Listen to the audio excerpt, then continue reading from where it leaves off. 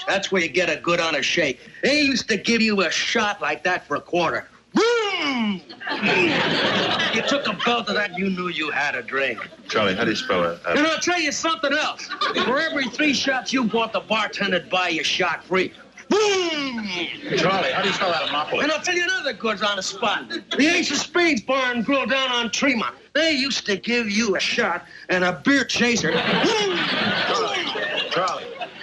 The Lorelei Lounge. There's a good bar. That bar's got heart. They didn't care how drunk you were. They served you right and left. Charlie! What? The hilarious Larry Storch, today on Pop Goes the Culture.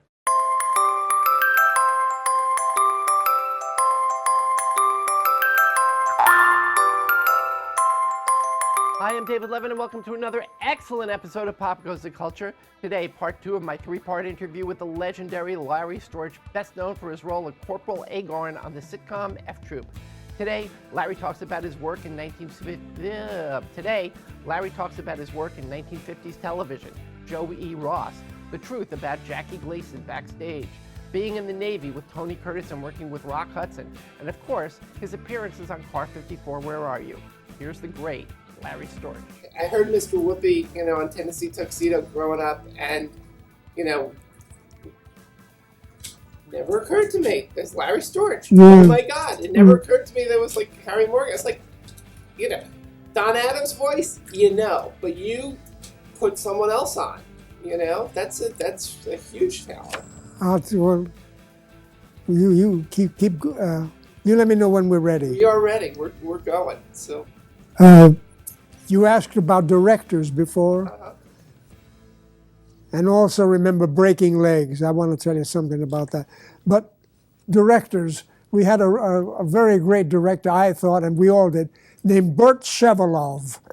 He was one of the writers on the show Funny Thing on the Way to the Forum with Larry Gelbart.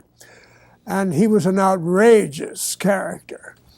And the sketches weren't going as they should. I took over the Jackie Gleason show in 1950. Gleason said, Larry, I'm going to leave Art Carney with you, and you're going to do the show. Goodbye and good. Just don't use no 4-letter words because we're live. Can you remember that? Yes, sir. Anyway, Burt Shevelov, the sketches weren't going the way they should. And he said, do you know, he asked me if I knew a good sketch comic. And I remember Joey Ross. We were good friends. Joey Ross was on Car 54. He played Gunther Tootie, the police officer. Francis. You remember him. He was also Sergeant Ridzik in the Phil Silver show. But anyway, I said, yes, I've got a good comic for you, Mr. Shevelov. And I introduced Joey Ross. And just as I was sending Joey Ross into the office to meet Burt Shevelov, Joey says, Joey says, don't forget to tell them when they holler action, I'm a ball of fire. So I went in and I said, he's outside, Mr. Shevelov. Joey Ross is his name. And Joey comes in, talked with Mr. Shevelov and came out. Then I went in to see Burt and asked him what he thought. And I said, what did you think of that face, Mr. Shevelov? And Burt Shevelov said, that's not a face. That's a battlefield. Yes, we're going to use him, but you can tell him that the budget is nothing. There is absolutely, really very little. It's just coffee and cake is all we can pay him. And I went out and I said, Joey, they love you, but there ain't no money. It's just coffee and cake. And Joey said, what kind of cake? So that was a kind of a tip-off into what salaries were like, in those days. And the other thing I wanted to tell you about was...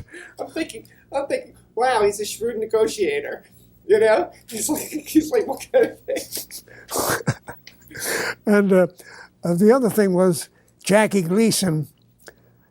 You interviewed Joyce Randolph, and she had the best seat in the house because she was with Art Carney and Jackie Gleason. And I remember a scene I would love to have seen. Jackie Gleason said to Norton, Norton, pal of mine, do you know, Norton, that in New York City, a woman is raped every 10 minutes, Norton. One woman is raped every 10 minutes, Norton. And Art Connie said, well, she better get out of town, Ralphie boy, or she's going to be a wreck. Anything else you want to know? I heard Gleason didn't like to rehearse at all. Now, I'll tell you a funny story about that.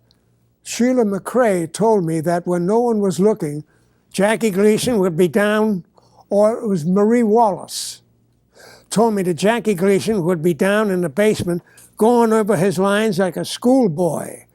But to the audience, he's, nah, I don't like to rehearse. But he did rehearse. This is from some people who knew him well. Wow. Yeah. That's new. Because everybody I've heard, I'd never rehearsed. I know, he always said he didn't want to rehearse, but he did. Wow, interesting. There's an untold story. Thank you. You've witnessed and met and worked with some of the great people. Jackie Gleason, one of them. Who are some of the other people that you've worked with over the years? Especially the early years. Oh, well, good men. I've been very. Tony Curtis and I were in the Navy together on board a submarine tender, and he said he wanted to be a movie star. Mind you, we weren't. I don't even know if we were. This is 1942. I don't even know if we were winning the war. But he said, I'm going to be a movie star. And I said, well, I mean, I'd been in it. I was 20 years old. I'd been fired 5-6 times by the time I was 20, And I knew it was a tough business. And I said, well, what about acting? Don't you have... The acting will take care of itself. And it turned out, and we became the best of friends, Tony Curtis and I, and he put me in every movie that he was able to do. And we're friends to this day. And I think that's a wonderful story. He became the big star. Wasn't that marvelous? I was so happy for him. All right, yeah, I can tell you this. Sure. I was in a movie with Rock Hudson about 50 years ago, when Rock Hudson was Rock Hudson. And it was called, excuse me, That Special Feeling or That Special Favor. I played a bartender. And I give the news to Rock Hudson that he's hit the lottery and he's a multi-millionaire. When I tell him that, Rock Hudson swept me up in his arms and he planted a big kiss right on my lips, a big juicy kiss. The next day, every actor in Hollywood knew that Rock Hudson had kissed me. And they go, hey, Larry, hey, Rock Hudson, he's a good-looking guy, huh? He's a sexy-looking guy. I said, what's the matter with you? We're actors, aren't we? I don't know if he's a good-looking or a handsome guy. We're actors. We do as we're told. He kissed me. That's all I can tell you. Besides, when he kissed me, I had my eyes closed. That's hysterical. Who else did I? Oh, I was in a movie once with Henry Fonda, the great one. Sex and the Single Girl. Tony Curtis again got me into that one. A cold morning on the freeway, the great man Henry Fonda seated in a chair, and Curtis says to me, he looks so cold, tell him a joke, cheer him up. Cheer him up. I said, all right. Hi, Mr. Fonda, I have a riddle for you. And he gave me that sour look, how are you going to amuse me? And I said, all right, what's red and white on the inside and all gray? Or what red and white on the outside and all gray on the inside? You give up? Yeah. And I said, Campbell's cream of elephant soup. Well, I read lips. And I saw him say to an AD, get this off the set. Don't let him talk to me anymore. And that's how I cheered up Henry Fonda. Oh my God, yeah. Surely a badge of pride. You did an episode, a really memorable episode of I Dream of Jeannie, where you played a chimp. A chimp. A chimpanzee. Yes, they said, look for the inner chimp in you. Well, can you imagine all day walking around? And I have a house full of cats, and I was all practicing, to my chimp. But find the inner chimp. But I was up for an award for that sort of a role. Imagine that. And I thought I was a serious actor. I was in a play with Vincent Gardenia at the Promenade Theater. It was called Breaking Legs, and I played a mafia character. I think I got the role because I was able to do Marlon Brando, and I just did a couple of lines of Marlon Brando, and they said, all right, you got the part. Don't do Brando, do yourself, but you understand the mafia. I made them off. I can't refuse. One night, I did my lines like Louis Prima. You remember Louis Prima?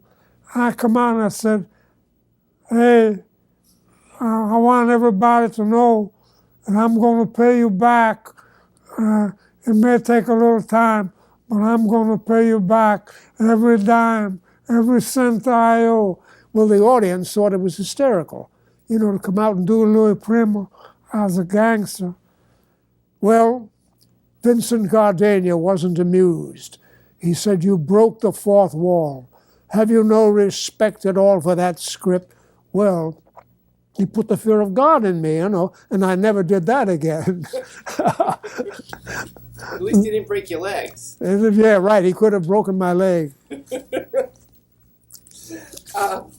Let's talk about some of the other shows you've done. You did, some of them are just, this is an amazing list. How about Gomer Pyle? In Gomer Pyle, I played a general who was very explosive. He blew his top, he blew his lid. Every time something went wrong, he was beside himself, and he exploded. And the next second, he was a very charming guy. He was Cesar Romero. But when things went wrong, look out. So yes, I remember that one with Gomer. And I loved, he was a wonderful kid, a guy to work with. Jim Neighbors? Jim Neighbors, wonderful. How about Get Smart?